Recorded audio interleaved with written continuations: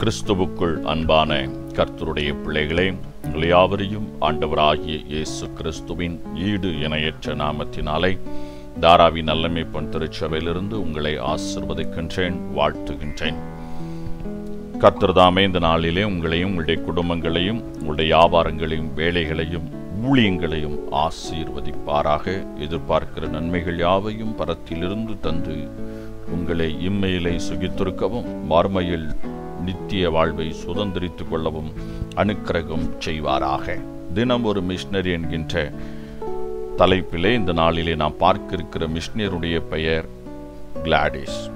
ஆம், இந்த கிளாடிஸ் ஒரு சிறுமையான ஒரு எளிமையான ஒரு பெண். இவருடைய பிறப்பு 24 பிப்ரவரி மாதம் 1902 வருடம்.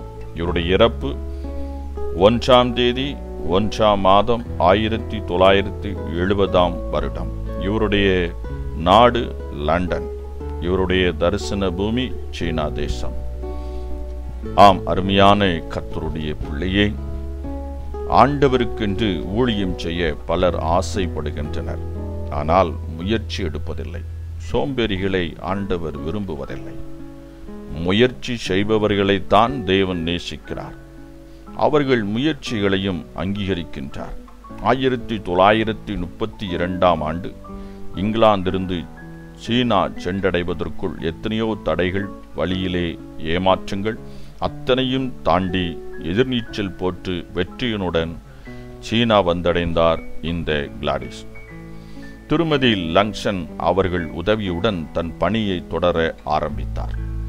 சீன மொழியை கடினப்பட்டு படித்து முடித்தார். சீன மக்களுக்கு புரியும் வண்ணம் செய்திகளை கதை போல கூறி கிறிஸ்துவை அவர்கள் உள்ளத்தில் ஜொலிக்கச் செய்தார். ஆண்டவர் புதிய வாசல்களை திறப்பவர். ஆம், கிளாடிஸ் பணிபுரிவதற்கு ஒரு பதவி அரசாங்கத்திடமிருந்து தேடி வந்தது. அந்நாட்டின் பெண்களுக்கு சிறிய கால்கள் தான் மதிப்பு என்று எண்ணத்தில் பெண்களின் பாதங்கள் வலுக்கட்டாயமாக கட்டப்பட்டன.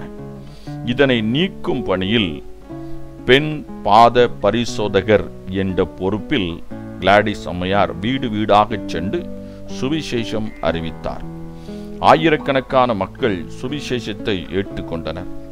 சிறுவர் விடுதிகள், பெண்கள் விடுதிகள் மற்றும் அனாதை இல்லங்களில் அம்மையார் செய்த பணி அளவற்றது. அநேக குழந்தைகள் இவரால் சிறப்பாக வாழ்வு பெற்றனர். ஜப்பானியர் சீனாவை தாக்கிய போது சிறப்பான பணி செய்து ஆயிரக்கணக்கான குழந்தைகளை பாதுகாப்பான இடத்திற்கு வழி நடத்தினார். இங்கிலாந்தின் சிட்டுக்குருவி என்று அழைக்கப்படும் இவர் இதே நாள் பிப்ரவரி 24 1902 பிறந்தார். அவர் பணி பூமியிலே இன்றும் தொடர்கின்றது, நித்தியத்திலே ஜொலிக்கின்றது. அன்பரே, கிறிஸ்துவுக்குள் நீங்கள் செயல்பட வேண்டும் என்று அறிவீர்களா?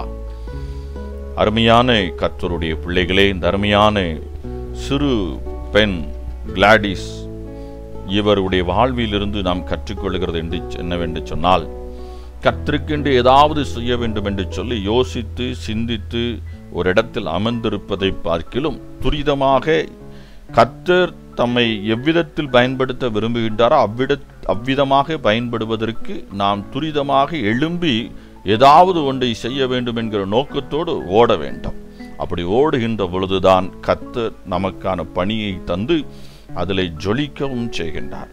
இந்த கிளாடிஸ் அவருடைய ஊழியம் மகத்தான ஒரு மகிமையான ஒரு ஊழியம்.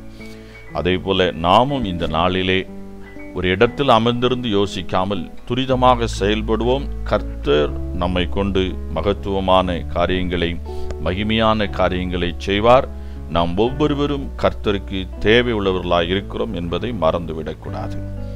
இந்த நாளிலே தியானத்திற்கான வேத பகுதி யாத்ராகமம் 37 சங்கீதம் 96, 99, 1 கொரிந்தியர் 7 அந்த வேத பகுதிகளை நீங்கள் தியானம் செய்து கர்த்தருடைய ஆசீர்வாதத்தை பெற்றுக்கொள்ளுங்கள். கர்த்தர் தாமே இந்த நாளிலே உங்களை ஆசீர்வதிப்பாராக. ஆமென்.